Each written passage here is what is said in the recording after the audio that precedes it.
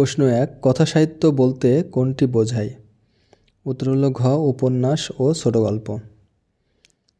২, কোনটি অব্যয়ভাব সমাস? উত্তর ক, দুর্ভিক্ষ। ৩, বর্ণপরিচয় এর লেখক কে? উত্তর গ, ঈশ্বরচন্দ্র বিদ্যাসাগর। ৪, দুর্গেশ নন্দিনী শব্দের অর্থ কী? উত্তর ঘ, দুর্গ প্রধানের কন্যা। ৫, পদ্মরাগ কার রচিত গ্রন্থ? উত্তর ক, বেগম রোকেয়া। ৬, বাংলা সাহিত্যে পঞ্চ পাণ্ডব কে? উত্তর গ, সুধীন্দ্রনাথ দত্ত। ৭, বাংলা সাহিত্যের আদি নিদর্শন কোনটি? উত্তর খ, চর্যাপদ। ৮, মহেশ এর সন্ধি বিচ্ছেদ কী হবে? উত্তর ঘ, মহাযোগ ঈশ। ৯, পিতা মাতা শব্দটি কোন সমাসবদ্ধ? উত্তর ক, দ্বন্দ্ব। ১১, গ্র্যাচুইটি শব্দের বাংলা পরিভাষা হল? উত্তর ক, আনুতোষিক।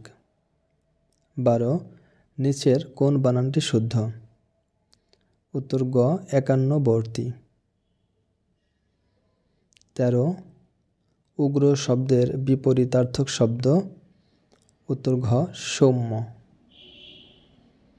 ১৪, কার্যে বিরতি অর্থে কোন বাগধারাটির প্রযোজ্য?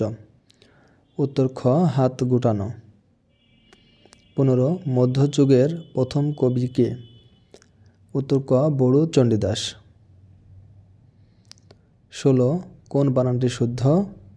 উত্তর ঘ, মুহূর্ত, ময়হস্যু দীর্ঘ তয়রেব। ১৭, রাইফেল রোটি আওরাত কোন শ্রেণীর উপন্যাস?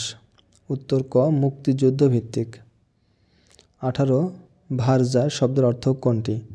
উত্তর গ, স্ত্রী।